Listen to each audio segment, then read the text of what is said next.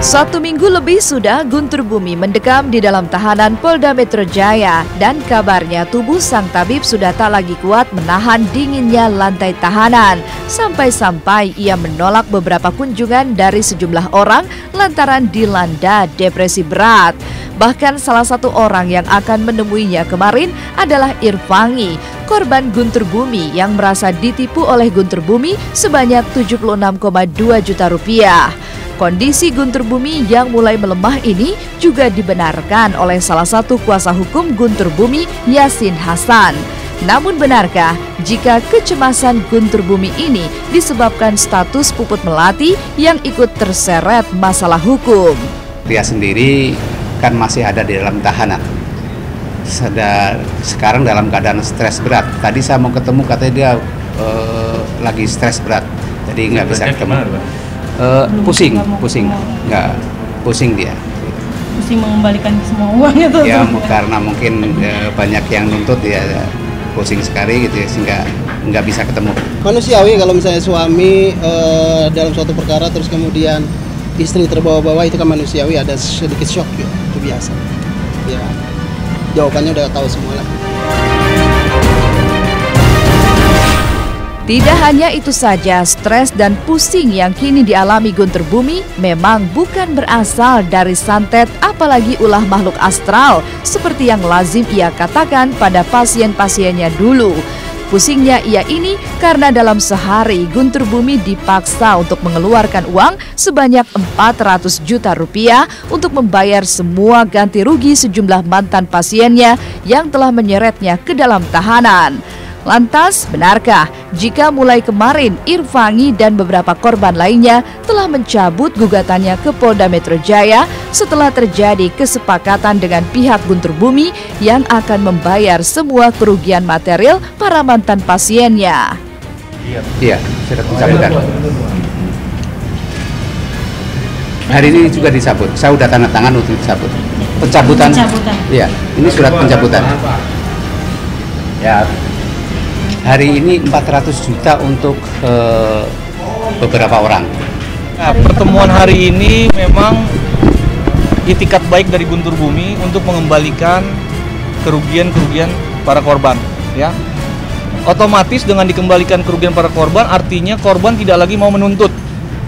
Ya, tetapi proses hukum kami serahkan kepada penyidik.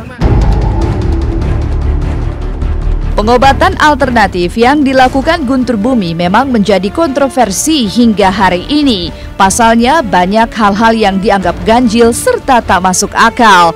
Penggunaan ayat-ayat suci Al-Quran dalam setiap prakteknya hingga mahalnya biaya pengobatan yang Guntur Bumi bandrol untuk para pasiennya.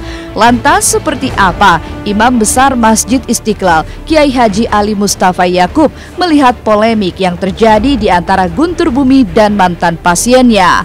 Dan apa pula kata Majelis Ulama Indonesia akan prahara yang tak berkesudahan ini? Apabila sebuah perbuatan itu merugikan orang lain, apakah itu penipuan, apakah itu pemerasan, dan lain sebagainya, yaitu hukumnya haram. Itu seperti itu, sudah titik haram, artinya tidak boleh dilakukan gitu kan. Kalau sebuah penipuan, sebuah pemerasan, pedzaliman dengan menggunakan ayat-ayat Al-Quran atau hadis Nabi, itu sudah merupakan pelecehan terhadap Al-Quran. Berikutnya adalah pelecehan terhadap agama Islam. MUI tidak mau melibatkan diri dalam suatu khilafiyah. Kita tidak mau ada perbedaan pendapat. Karena kalau itu ditulis oleh seorang muslim, ditulis lagi bantahannya oleh muslim lain, timbul masalah. Sebaiknya duduk bersama, bicarakan masalah ini, apa ini sanksinya apa. Nanti setelah itu proses pengadilan. Ketidakberdayaan Guntur Bumi menghadapi masalah yang semakin menjadi itu makin menghimpit dirinya lantaran sang istri hingga kini belum juga menjenguknya. Puput yang terseret kasus dugaan pencucian uang hasil penipuan suaminya kabarnya juga nyaris bernasib sama dengan Guntur Bumi. Bahkan Puput yang tengah hamil muda anak keempatnya seolah menyibukkan diri dengan menghadiri banyak acara keagamaan. Namun mengapa dalam doanya Puput tak mau menyebut nama Guntur Bumi? Al-Fatihahnya boleh ya ibu-ibu ya? Al-Fatihah boleh, jangan tamjid aja. Al-Fatihah itu lebih besar dari uang ya Umi ya, Masya Allah. Al-Fatihah untuk kita semuanya.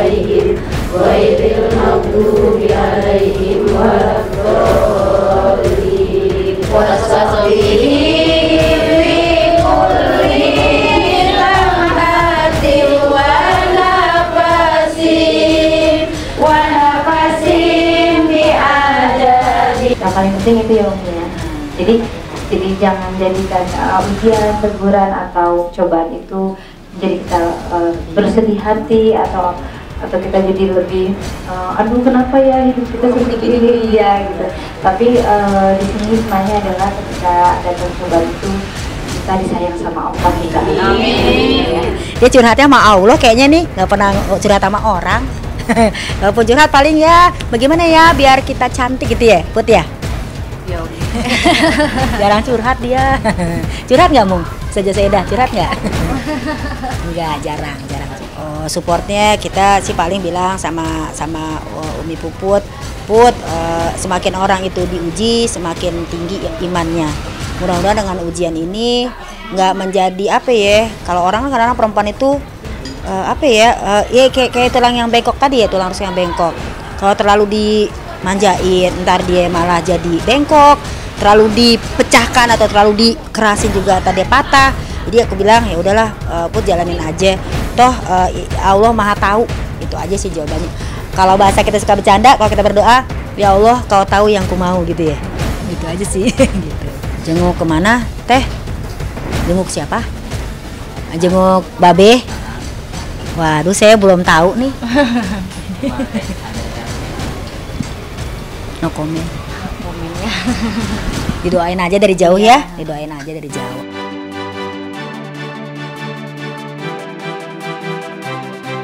Memiliki binatang kesayangan rupanya membawa kebahagiaan tersendiri bagi Gisela Anastasia.